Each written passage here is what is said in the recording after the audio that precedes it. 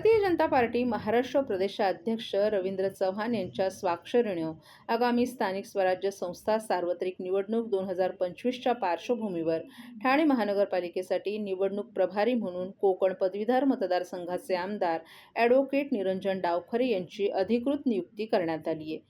संघटनात्मक अनुभव, समन्वय कौशल्य आणि निवडणूक व्यवस्थापनातील सक्षम नेतृत्व लक्षात घेता ही जबाबदारी त्यांच्याकडे सोपवण्यात आली असून भारतीय जनता पक्षाचे जास्तीत जास्त उमेदवार विजयी करण्यासाठी ते सर्व पदाधिकारी आणि कार्यकर्त्यांना सोबत घेऊन प्रभावीपणे कार्य करतील असा विश्वास प्रदेशाध्यक्षांनी व्यक्त केलाय.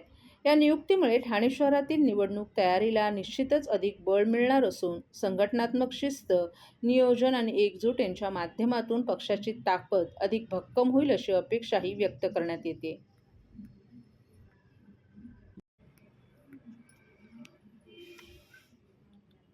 ठाणे महापालिकेच्या स्वतःच्या योजनेतील जलवाहिनी दुरुस्तीचं काम बुधवारी रात्री पूर्ण झाल्यानंतर गुरुवारी सकाळपासून शहरात पाणीपुरवठा पुन्हा सुरू करण्यात आलाय. गेले 15 दिवस लागू असलेल्या पाणी कपातीमुळे पुरवठ्याचं वेळापत्रक विस्कळीत झालं असून ते पूर्ववत होण्यासाठी आणखीन 2 दिवस लागण्याची शक्यता पालिका प्रशासनानं व्यक्त केली आहे. कल्याण फाटा परिसरात महानगर गॅस कंपनीच्या कामादरम्यान महापालिकेची जुनी प्रीस्ट्रेस्ड कॉन्क्रीट जलवाहिनी फुटली होती.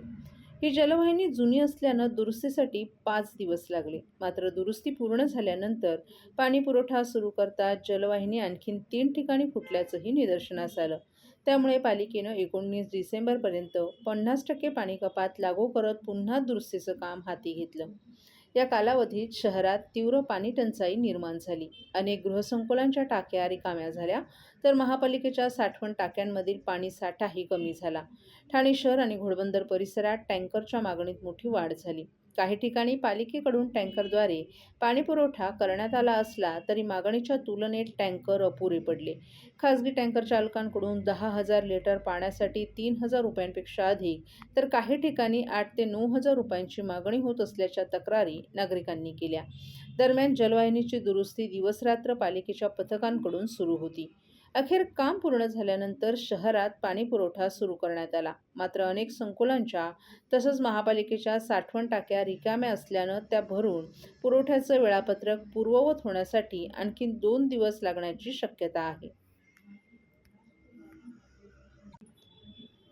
ठाणे महापालिका निवडणुकीत शिवसेना आणि भाजपच्या वरिष्ठ नेत्यांनी महायुतीची घोषणा केली असली तरी भाजप कार्यकर्त्यांनी युतीच्या विरोधात दंड थोपाटले असून विविध मंडळांमध्ये मेळाव्याद्वारे शक्तीप्रदर्शन करण्यास सुरुवात केली आहे. उपमुख्यमंत्री एकनाथ शिंदे यांच्या मतदारसंघात कोपरी भाजपच्या मंडळ अध्यक्षांनी युतीविरोधात पहिली ठिणगी टाकल्यानंतर कळव्यातील भाजप पदाधिकाऱ्यांनीही युती झाल्यास 50% जागांची मागणी केली आहे. अन्यथा स्वतंत्र निवडणूक लढवण्याची तयारी असल्याचा दावा भाजप पदाधिकाऱ्यांनी केला आहे. तर ठाण्यातील प्रभाग क्रमांक 19 मधील भाजपच्या कार्यकर्त्या आणि पदाधिकाऱ्यांनी गेल्या 8 वर्षात शिंदेंच्या शिवसेनेच्या नगरसेवक पदाधिकाऱ्यांनी भाजप कार्यकर्त्यांना केलेली मारहाण, दाखल केलेले गुन्हे, समाजकार्यात केलेले हस्तक्षेप, दादागिरी, युती धर्मात टाकलेला मिठाचा खडा अशा अनेक कृष्णकृत्यांचा पाढा भाजप आमदार संजय केळकर, निरंजन डावखरे आणि शहर अध्यक्ष संदीप लेले यांच्या समक्ष वाचला. यावेळी भाजपचे उपाध्यक्ष विजय त्रिपाठी यांनीही शिवसेनेच्या कारभारावर नाराजी दर्शवत युती केल्यास भाजपला समसमान हक्क मिळावा अशी मागणी केली. यावेळी आमदारांनी देखील कार्यकर्त्यांच्या भावना जाणून घेत कोणत्याही कार्यकर्त्यांवर अन्याय होणार नाही, सबुरीनं घ्या, तुमच्या भावना वरिष्ठांकडे मांडल्या जातील असं आश्वासन दिले. त्यामुळे एकीकडे महायुतीमध्ये जागा वाटपावरून चर्चेचं गुऱ्हाळ सुरू असलं तरी दोन्हीकडील कार्यकर्ते आक्रमक होत असल्यानं ठाण्यात भाजप शिवसेनेत कुस्ती रंगल्याचंही पाहायला मिळते. त्यामुळे येत्या काळात भाजप श्रेष्ठी आपल्या आक्रमक कार्यकर्त्यांची नाराजी कशा प्रकारे दूर करणार हे पाहणं महत्त्वाचं ठरणार आहे. शहरात कुटुंब मेळावा पार पडलेला आहे, काय मार्गदर्शन करण्यात आलेलं आहे? नाही, भारतीय जनता पार्टी हा एक मोठा परिवार आहे आणि कोपरी मंडळामधल्या या प्रभागामधल्या कार्यकर्त्यांनी हा मेळावा आयोजित केला होता. आमचं काम आहे की या मेळाव्याच्या माध्यमातून आमच्या कार्यकर्त्यांच्या ज्या भावना आहेत त्या ऐकून घेणे आणि त्यांच्याशी त्याच्या संबंधामधला संवाद आणि त्यांना मार्गदर्शन करणं. तर आज इच्छुकांनी नाराजी देखील व्यक्त केलेली आहे. मंडळाचे जे अध्यक्ष आहे त्यांनी युती संदर्भात नकार दिलेला आहे, त्याबद्दल नाही, त्याच भावना जसं या ठिकाणी आहे तर त्या भावना व्यक्त करण्याचा त्यांचा अधिकार आहे एका कुटुंबामध्ये, परंतु त्याला अनुषंगाने त्यांचं समाधान करणं हे देखील आमचं काम आहे. आणि त्याच्यामुळे त्यांना साधक बाधक त्यांच्याशी चर्चा करून आम्ही त्यांना सांगितलेलं आहे की शेवटी पक्ष नेतृत्वाचा जो आदेश आहे तो शिरसावंद मानून तुम्ही काम करायला पाहिजे. आणि भारतीय जनता पक्षाचा कार्यकर्ता खरं तर ही आमची संपत्ती आहे, कार्यकर्ता हीच आमची संपत्ती आहे. आणि त्याच्यामुळे त्याच्या सुखदुःखामध्ये सहभागी होत असताना त्याचा भावनेचा देखील आदर करण्याकरता आम्ही त्यांच्याशी संवाद करणं हे देखील आमचं कर्तव्य आहे. आणि त्या माध्यमातून आम्ही त्यांना हे सांगितलं आहे.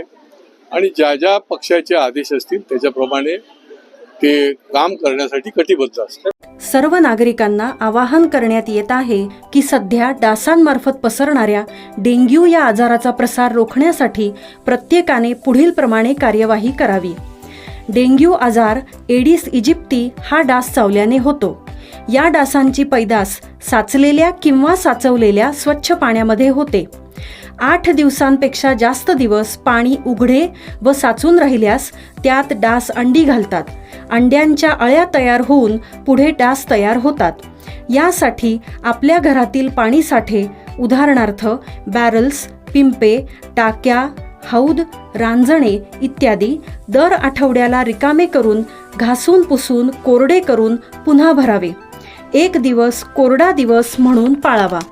पाणी साठ्यांना घट्ट झाकणे बसवावीत किंवा जुनी साडी, चादर, धोतर यांनी बांधून झाकून ठेवावीत, म्हणजे डास त्यात जाऊन अंडी घालणार नाहीत. घराच्या गच्चीवर, आजूबाजूला, अंगणात कोठेही पाणी साचू देऊ नये. भंगार सामान उघड्यावर टाकू नये. उदाहरणार्थ टायर्स, प्लास्टिक सामान, कुंड्या, टाकाऊ वस्तू इत्यादी. अशा सामानात पावसाचे पाणी साठून त्यात डेंग्यूच्या डासांची पैदास होते. घरातील कूलर्स, फ्रीजच्या पाठीमागील ट्रे हे देखील वेळोवेळी कोरडे करावेत. लक्षात ठेवा, नुसत्या फवारणीने डास घनता कमी होत नाही, तर त्यासाठी डास पैदास ठिकाणे नष्ट करणे ही आपल्या सर्वांची जबाबदारी आहे. कोणताही ताप अंगावर न काढता जवळच्या शासकीय रुग्णालयात मोफत औषधोपचार घ्या. अशा प्रकारे नागरिकांनी सहकार्य केल्यास डेंग्यूचा प्रसार रोखणे सहज शक्य आहे.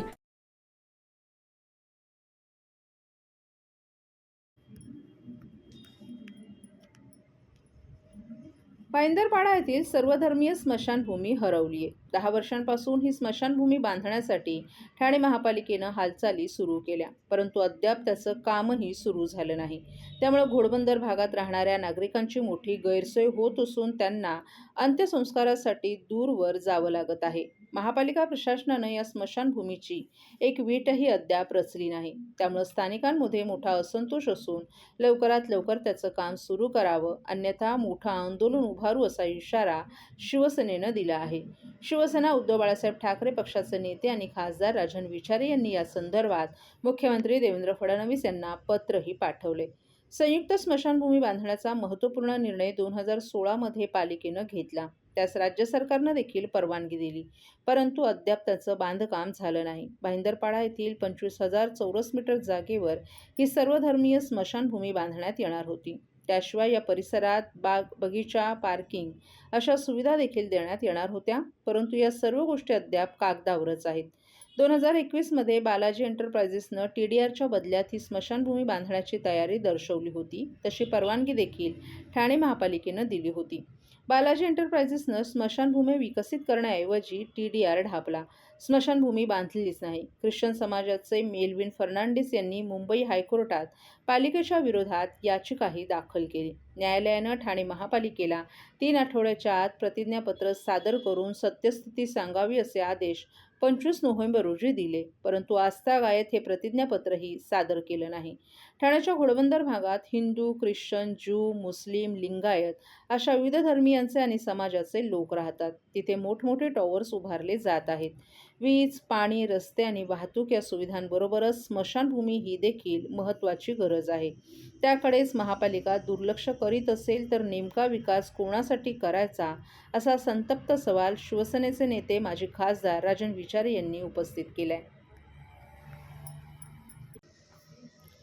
ठाणे महानगरपालिकेच्या सार्वत्रिक निवडणुकीच्या अनुषंगानं राजकीय पक्ष, उमेदवार आणि त्यांचे प्रतिनिधी यांना निवडणूक विषयक तसंच प्रचारासंबंधी विविध परवानग्या प्राप्त करणं सोयीचं व्हावं, याकरिता लोकसभा आणि विधानसभा निवडणुकीत ज्या प्रकारे जिल्हाधिकारी कार्यालयांमध्ये एक खिडकी योजना राबवण्यात येते, त्याच धर्तीवर महापालिकेतही एक खिडकी योजना तात्काळ कार्यान्वित करावी, अशी आग्रही मागणी महाराष्ट्र नवनिर्माण सेनेचे नेते तथा पालघर जिल्हा अध्यक्ष अविनाश जाधव यांनी ठाणे महापालिका आयुक्त सौरभ राव यांच्याकडे निवेदनाद्वारे केली आहे. ठाणे महानगरपालिकेच्या सार्वत्रिक निवडणुकीसाठी 15 जानेवारी रोजी मतदान होणार असून सर्वच राजकीय पक्षांसह अनेक इच्छुक उमेदवारांची जोरात तयारी सुरू झाली आहे. निवडणूक आयोगानं आचारसंहिता लागू केल्यानंतर राजकीय पक्ष तसंच उमेदवार कामाला लागलेत. त्यानुसार पदयात्रा, वाहन व्यवस्था, जाहीर सभा, कोपरा सभा, प्रचार सभेसाठी मैदान परवाना, लाऊडस्पीकर परवानगी आदी विविध परवानग्या राजकीय पक्ष आणि उमेदवारांना सहज उपलब्ध होणं गरजेचं आहे. अत्यंत तोकड्या वेळात अनेक गोष्टी जमवायच्या असतात, त्यामुळे उमेदवार अक्षरशः मेटाकुटीला येतात. विनाकारण सर्व प्रभाग समित्यांमध्ये फिरायला लावून त्यांना त्रास होईल अशी कृती करू नये. फारच कमी कालावधीसाठी ही व्यवस्था करावी लागणार आहे. यासाठी निवडणूक आयोगाकडून सूचित करण्यात आल्याप्रमाणे सर्व संबंधितांनी नमूद केलेल्या आवश्यक कार्यपद्धतीचा अवलंब करून सर्व परवानग्या बिनचूक आणि विहित कालावधीत घेण्याची कार्यवाही करण्यासाठी एक खिडकी योजना कक्ष सुरू करण्यात यावा, ज्यामुळे निवडणूक लढणाऱ्या उमेदवारांना लागणाऱ्या परवानग्या, ना हरकत प्रमाणपत्र विहित कालावधीमध्ये एकाच ठिकाणी मिळण्याची व्यवस्था होऊ शकेल.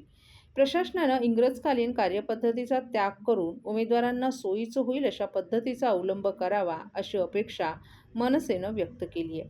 त्यानुसार महापालिकेनं एक खिडकी योजना राबवून महापालिका निवडणुकीला उभ्या राहणाऱ्या उमेदवारांना सहकार्य करावं, ही फार काही अवघड गोष्ट नाही.